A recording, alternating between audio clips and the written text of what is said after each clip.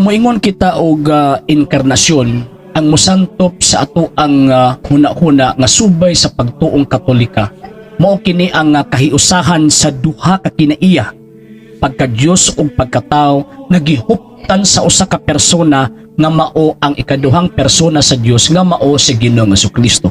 So ang pangutana, kinsay nagpaluyo niini nga or hinungdan nga nahitabo ang inkarnasyon? Kining maong panagiusa sa kinaiya sa pagka-Dios o kinaiya sa pagkatao nagihuptan sa usa ka persona, dili kini mabuhat sa usa ka lunlong tao, kundi ang Dios lang ang makahimo niini. Nganuman kay mao kini ang pinakadako, usa sa pinakadakong misteryo na gibuhat sa Dios dinhi sa kalibutan. Iyang gipakanaog ang iyang bugtong anak aron ang tao makatagamtam ug makabaton sa gitawag og kaluwasan. So, ang gibuhat si Kristo nahimong tao, pero di lang kay si Kristo ang mibuhat anak, kundi ni apil ang Amahan, ni apil pod ang Espiritu Santo. Pinaagi sa pagpadala sa Amahan based sa gisulti sa anghel, o pinaagi sa lamdag si Espiritu Santo na mabuntis si Santa Maria. Ang Kristo nga maoy tawag ining kwan, siya ang nihimo, siya ang tawag anang persona nga nahimo yung tao, nahimo ni tungod sa buhat ni ining maong gitawag og tulo.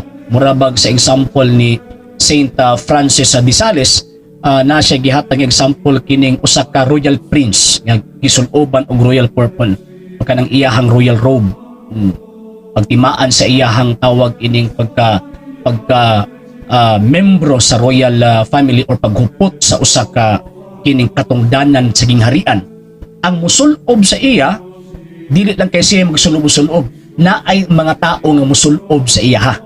So sa ato ang nakita is na ay duha nga maggunit sa iyahang robe, niya isulob dito sa prinsipe. Pero kung wala po'y partisipasyon tong gisuloban, di matarong og sulob mo nang mulihok mo ang iyang kamot, iyang iisunod dito sa sudlanan kay para uwag ining royal robe mainsakto og pagkasulob. Sa samang pagkaagi nahitabo ang maong pagsulob ni Kristo sa tawahanong kinaiya, pinaagi sa iyang partisipasyon o pinaagi sa Amahan o sa Espiritu Santo. Nganuman kay ang buhat sa inkarnasyon, di lang kay buhat ni Kristo, kundi buhat kini sa tulo. Nganuman kay ang katuyuan mao ang kaluwasan na gusto sa Dios tungod sa iyang gugma dinhi sa tao. Alang sa mga dugang mga videos nga ato ang i-post ug para ma-update mo, just click subscribe and click also the bell button para ma-update mo sa tanan natong i-post ng mga videos.